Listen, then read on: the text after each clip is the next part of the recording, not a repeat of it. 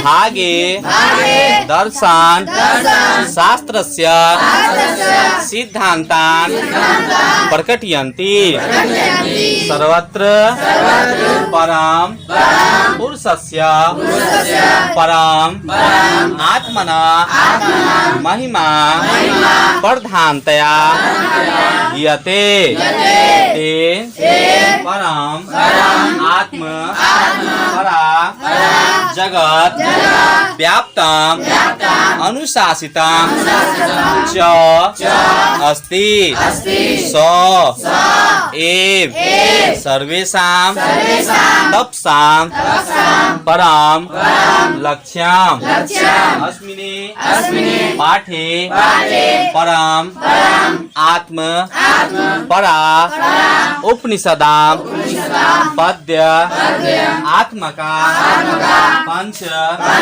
मंत्रा संकलिता संति संधि विच्छेद कीजिए संधि विच्छेद कीजिएगा तो ना कोई बात बनेगा मिटाने में लगा लिया ना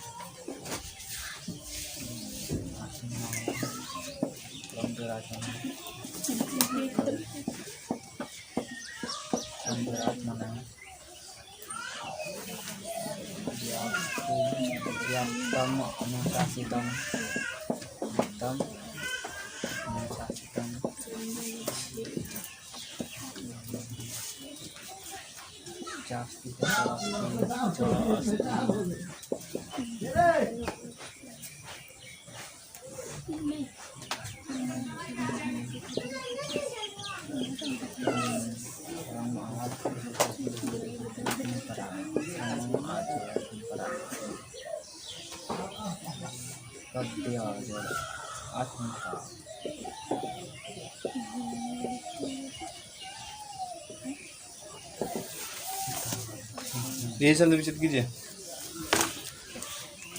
संधि विच्छेद हो गया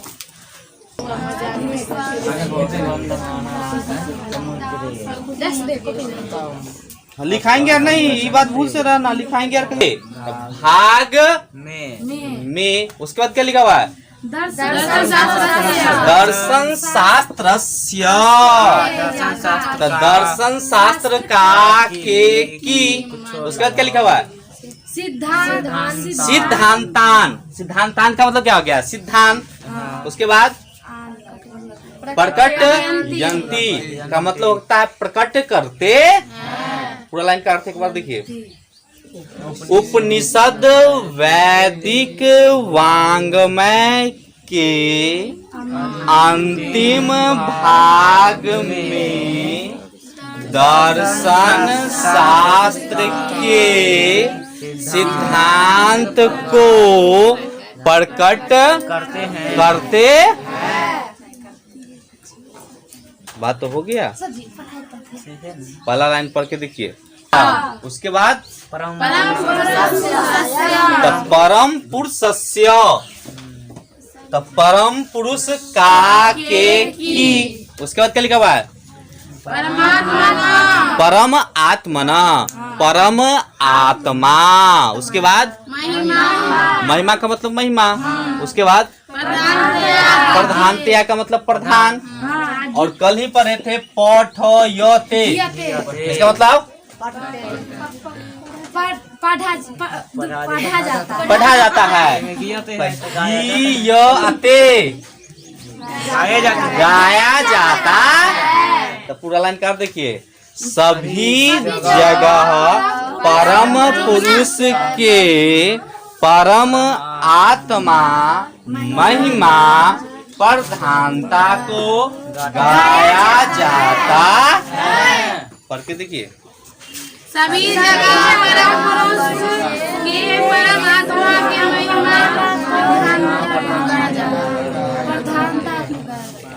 दोनों लाइन पढ़िए, पहला लाइन और दूसरा लाइन। उपनिषद वैदिक उनके द्वारा, तीन का मतलब उनके द्वारा। उसके बाद क्या लिखा हुआ है? परम आत्मना, तो परम आत्मा। उसके बाद जगत का मतलब संसार। जगत संसार वही ना। उसके बाद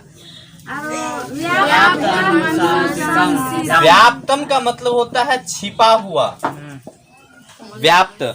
और अनुशासितम का मतलब हो गया अनुशासित। उसके बाद क्या लिखा हुआ है? च का मतलब और, अस्थि का मतलब है, तो पूरा तो वही ना, च प्लस तोड़ के नहीं लिखे, च प्लस अस्थि। तो देखिए पूरा लाइन का अर्थ देखिए, कहता है कि उनके द्वारा परम आत्मा संसार में व्याप्त और अनुशासित है। पढ़ के देखिए, ठीक है ना। स का मतलब वह, एव का मतलब ही, तो वह ही। उसके बाद क्या लिखा हुआ है? सर्वे शाम का मतलब क्या है? सभी। सर्वे शाम का मतलब उसके बाद क्या लिखा हुआ है? तप शाम। तप शाम का मतलब क्या? तपो का। उसके बाद परम का मतलब परम।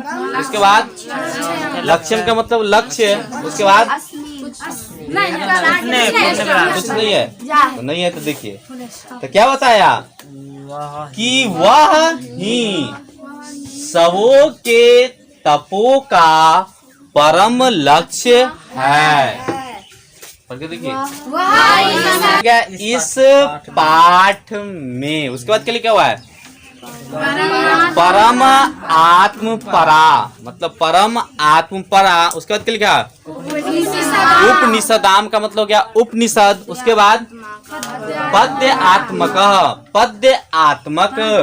पंच, पंच का मतलब पांच। मंत्रा का मतलब मंत्र। उसके बाद संकलिता का मतलब संकलित, मतलब लिया गया। और संति का मतलब है। तो क्या बताया? इस पाठ में परम आत्म परा उपनिषद पद्य आत्मक के 5 मंत्रों को संकलित किया गया है। मंगलम पाठ कहाँ से लिया गया है? तो उपनिषद से लिया गया है। क्वेश्चन नंबर दूसरा बनेगा, उपनिषद के रचयिता कौन है?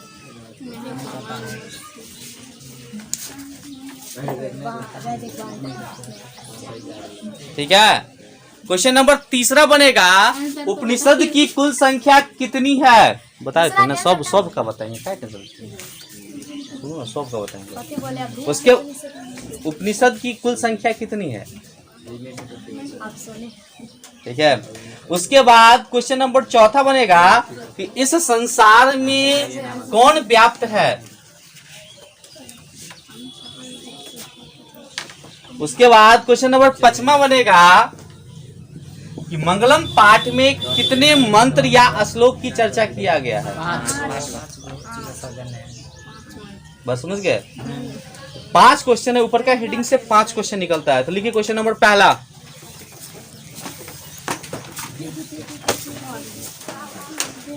तो क्वेश्चन और याद हो गया, छठा क्वेश्चन हो गया।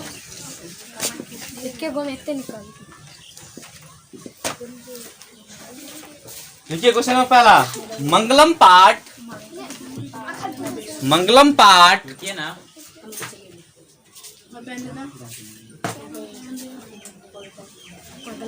मंगलम पाठ कहाँ से लिया गया है?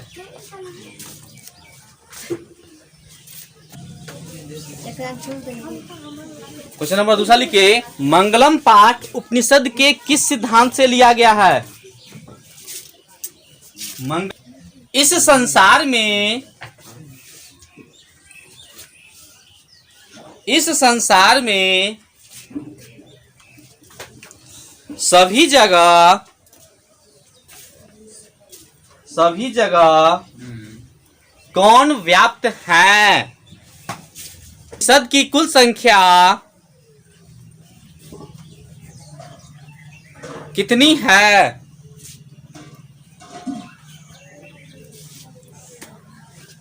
कितनी है, हो गया। मंगलम पाठ में कितने मंत्र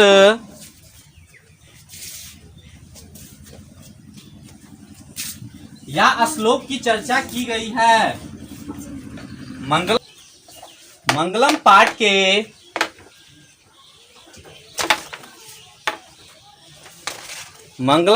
के रचयिता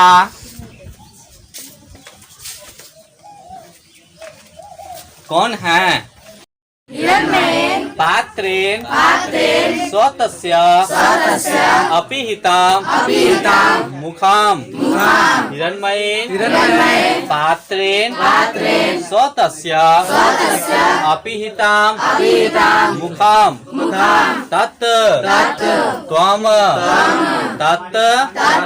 त्वम् पूषन् अपाविर्नु तत् त्वम् पूषन् अपाविर्नु सत्य धर्माय दिष्टये हिरण्मयेन पात्रेण स्वतस्य अपिहितम् मुखम् तत् त्वम् पूषन् अपाविर्नु सत्य धर्माय दिष्टये।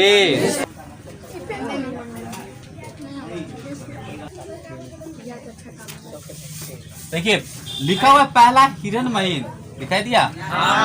इसका मतलब होता है सोने सा। हिरण्मयीन मतलब सोने सा। उसके बाद क्या लिखा हुआ है? पात्रेण। पात्रेण का मतलब हो गया पात्र या बर्तन।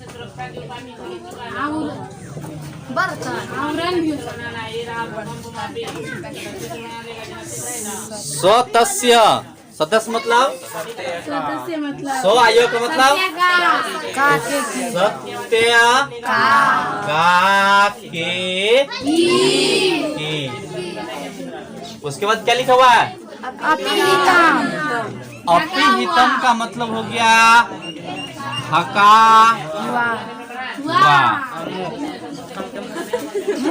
और उसके बाद क्या लिखा हुआ है? मुखम। मुखम का मतलब मुख।